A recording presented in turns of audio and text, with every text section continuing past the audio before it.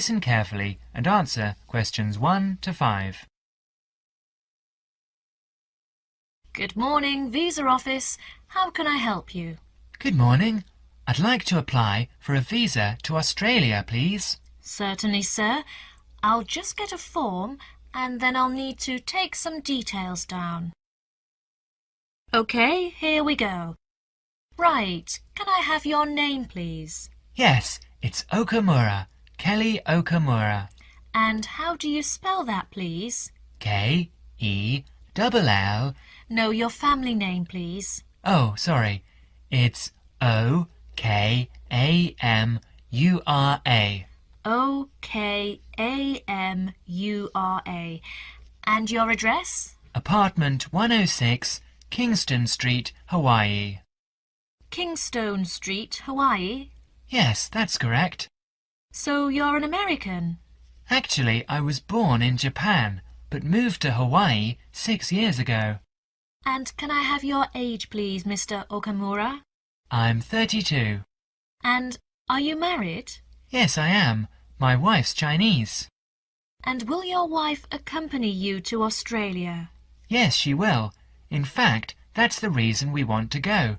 Her sister lives in Sydney. Now you will have another chance to look at questions 6 to 10.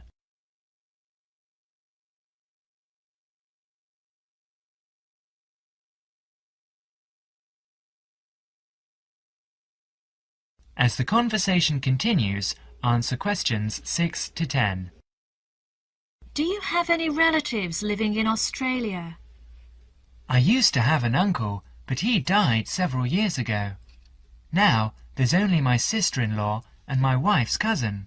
So the purpose of your trip is to visit your wife's relatives, am I correct? Well, not exactly.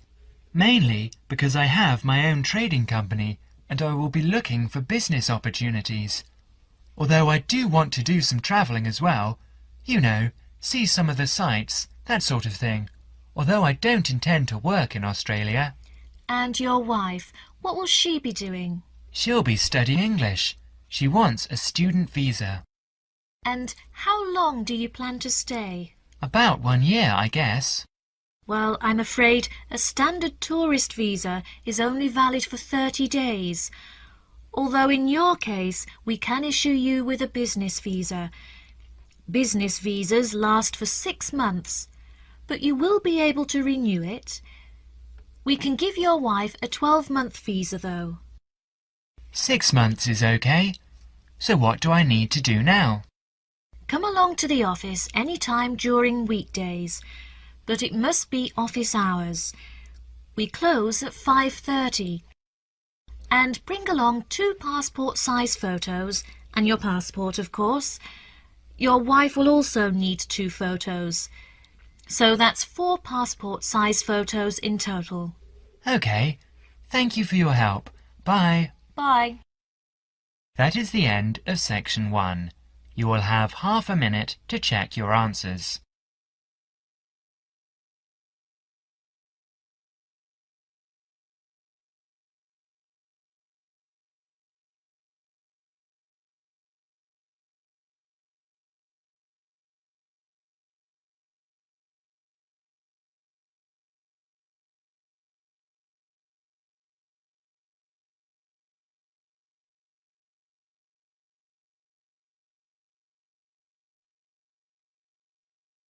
Now turn to section 2.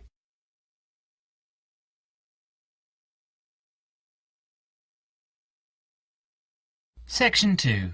You will hear an informative talk given by Michael on how to keep out burglars and keep your home safe. Before you listen, you have a chance to read questions 11 to 20.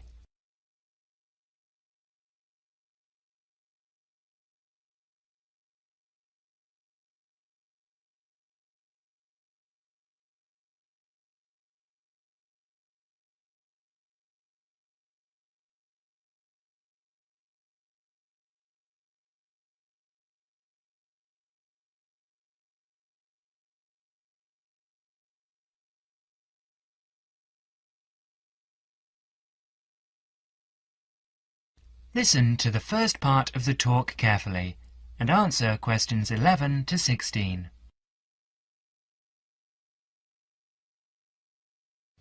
Keep them out. There's no fail-proof way to keep out a burglar, but every little bit of deterrence helps.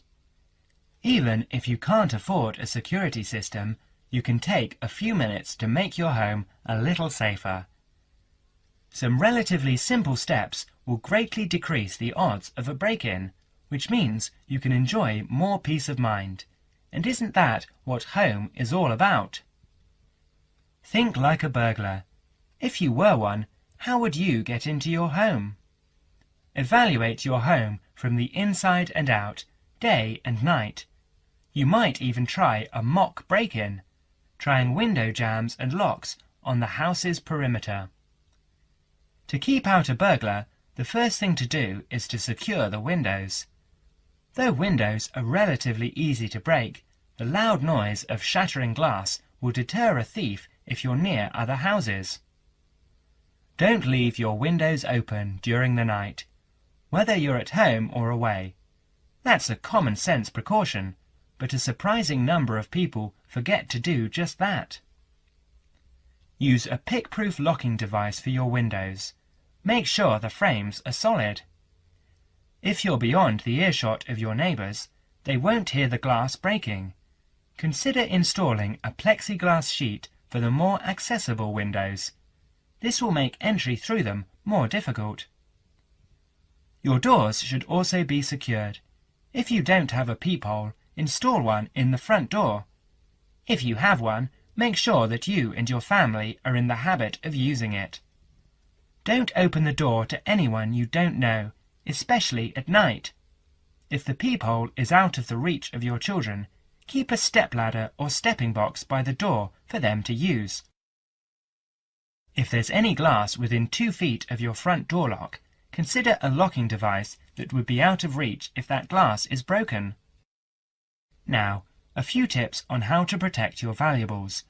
Don't leave your valuables, stereo, computer, jewellery, etc., where they can be seen from the window. If you don't want to hide everything from sight, consider blinds. Make a valuables inventory. Keep a record of your expensive and personally significant items. Not just a listing, but a photographic or videotape record if possible. Store this inventory at another location. This is helpful for both the police and the insurance agency to identify the stolen goods. Use an engraving pen to mark these items with some kind of personal identifying information, such as your initials, in an inconspicuous place. This also helps record your possessions in case of any other mishap, such as fire or flood. Now, you will have another chance to look at questions 17 to 20.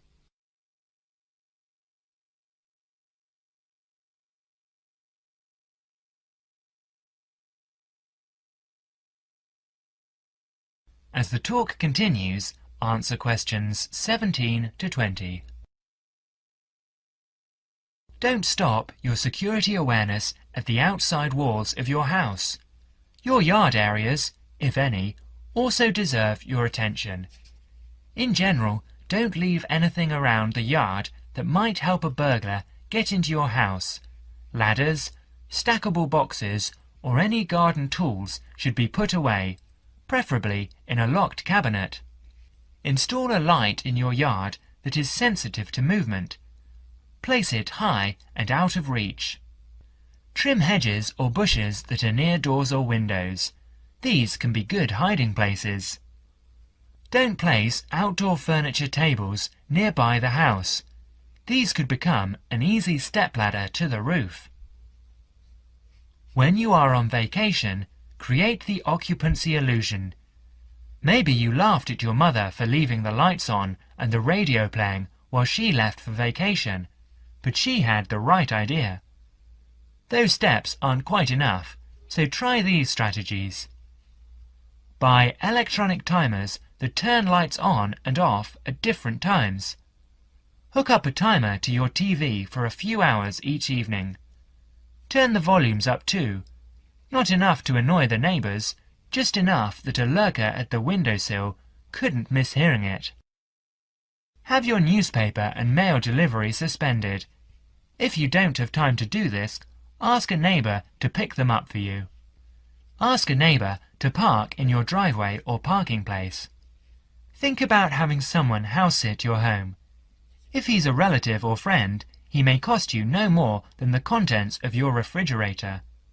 You can also find professional house-sitters or house-sitting services that find someone to stay while you're away. Leave your shades as they are normally, or at least don't close up every one. One sign of a vacant house is closed shades during the day. Lock your garage door with a padlock. That is the end of section 2. You will have half a minute to check your answers.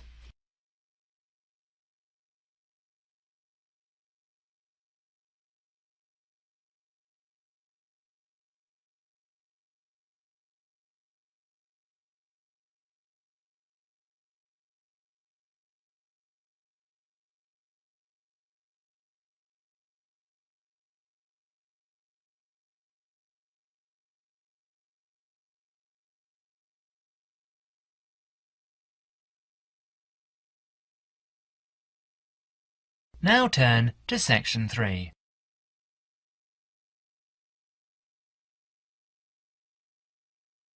Section 3. In this section, you are going to hear a conversation between Anne and Merton. In the first part of the conversation, they are talking about the commands of training dogs. First look at questions 21 to 25.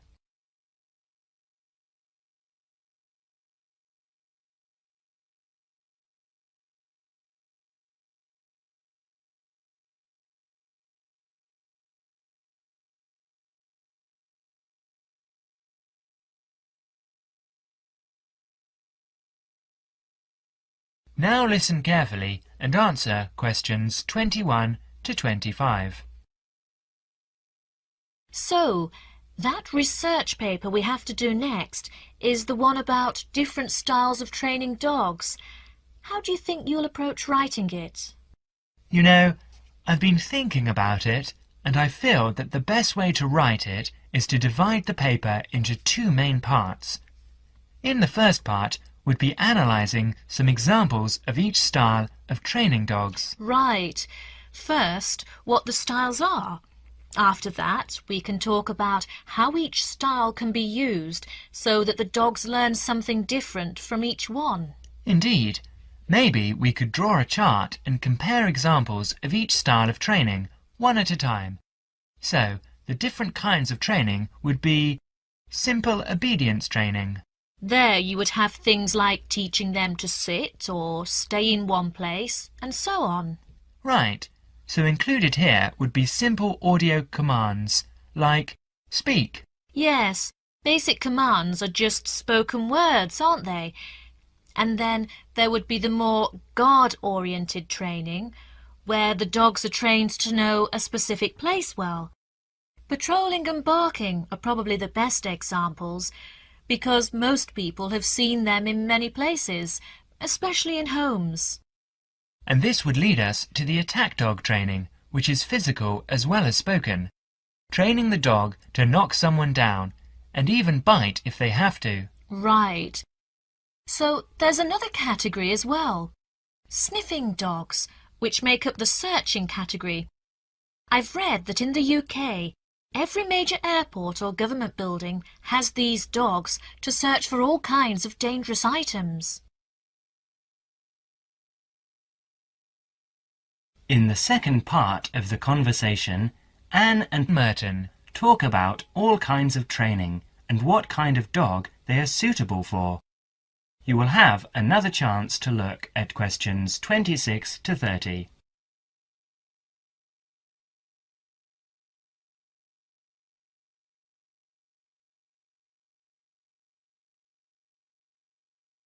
Listen carefully and answer questions 26 to 30. I can believe that. Well, we have a good list to build on. We're finally getting started now, so let's try to figure out when each type of dog training should be used. I guess we can start by trying to figure out the best situation for each type of dog training. What do you mean? What I mean is whether each type of training should be used with different kinds of dogs. We could use basic obedience training, for example, and ask whether it's more useful for a small dog, a medium-sized dog, and so on. In this case, I'd say obedience training is best with small dogs because they tend to get excited easily, and this will help keep them out of trouble. Okay, that makes sense. Then, let's look at physical training. Even though some people think it's ideal for every breed of dog, I think it's better suited to the larger kinds. Small dogs usually just aren't smart enough to understand the physical commands, and they can even get hurt from them. The specialized sniffing training is the same. I think it's better with the more intelligent breeds of dogs, and it's hardly ever useful with really small dogs. Attack training, however, can be useful for every kind of large dog, as long as the dog is treated well and given a lot of attention and care. All right. And what about guard training? Barking is an ideal way for small dogs to guard a home. I know they aren't big enough to stop a person, but making some noise is often all a dog needs to do. Other kinds of guard training, like biting, though, are different. I'd always plan to teach that to a smart dog, giving them a chance to use their brains and defend their homes. I'd have to agree. Trainers often just teach large dogs to bark at a person when they think something isn't right. But if the dogs know how to use physical skills in a bad situation, they could save their owner's life someday. Yes. I suppose that different people would have different needs for their pets. Right, and different trainers would recommend different methods for different breeds. That is the end of section 3. You will now have half a minute to check your answers.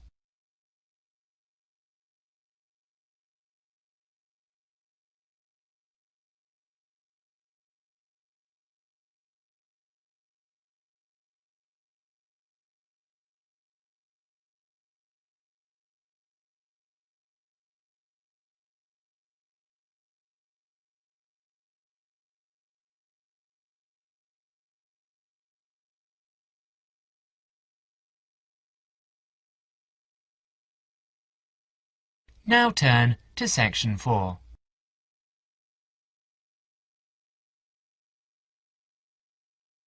Section 4. In this section, you will hear a lecture given by Dr. Jesperson about children's language acquisition.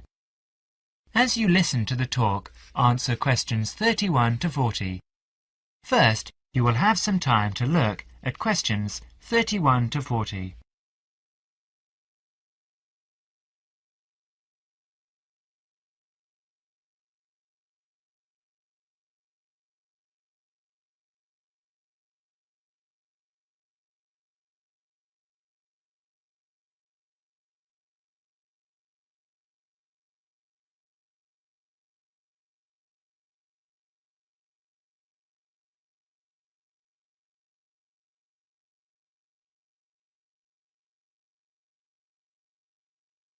Now listen carefully and answer questions 31 to 40.